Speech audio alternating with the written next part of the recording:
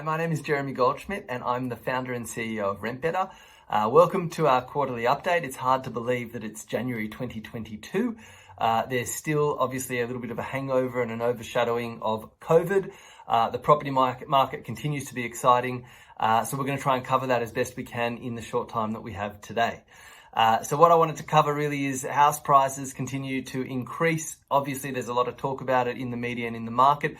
The trend, though, is that it's slowing. So it was over the last month in particular, the prices were sort of going up at the 1% rate, whereas previously you've probably seen it going up at more like the 2 to 3% rate. So still going up, but at a slower rate. And why is that? Well, there's probably two key drivers. The first is that obviously interest rates are going to or likely to move, and there's a lot of signals that they'll increase. You can hear a lot of noise about fixing rates quickly before they do go up. And secondly, you can see a lot of people coming back into the market. So listing volumes have started to increase, and it just means there's more supply, and ultimately that's sort of slowing the price growth. It's not a bad thing, it just means there's some steam coming out of the market. On the rental side, it reflects that a little bit.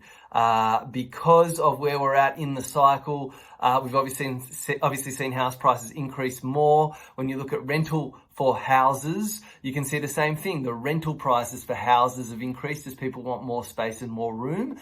But as the dynamics shift a little bit and we're coming out of that COVID slumber, the unit prices are starting to pick up, and they're starting to sort of probably not grow at quite as fast a rate as houses, but they're picking up to more like 9% or somewhere between 7 and 9% in terms of growth rate.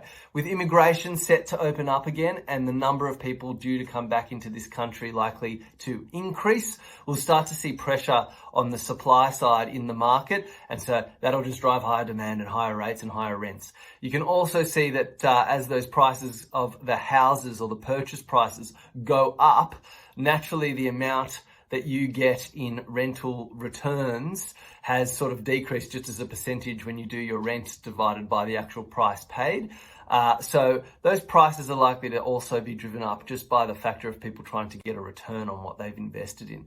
So there's a giant sort of wild card, and as I mentioned at the beginning, there's a bit of a overshadowing or overhang in the market of COVID. As much as we'd love to think that it's just sort of going away and as we all get vaccinated, we'll move on. You can see that, general deliveries and even just getting, supermarket to deliver things is starting to take a lot longer. And that's because people are impacted. So there's still a question of what's going to happen there. When it comes to sort of rentals, you see people maybe staying put a little bit more and less likely to move. So perhaps there's sort of lower vacancy rates and less activity in the market. We're still seeing some pretty strong indications, though, of sort of people coming out of this slumber and getting back to normal. So with some luck, when we look at the next market quarterly update, we'll see that the results have continued to go up and that rentals have sort of started to match that growth in sales prices over the last 18 months or so. Any questions that you've got, please feel free to send through to info@rentbetter.com.au. My name's Jeremy Goldschmidt. It's been fantastic to host this session today. Thank you.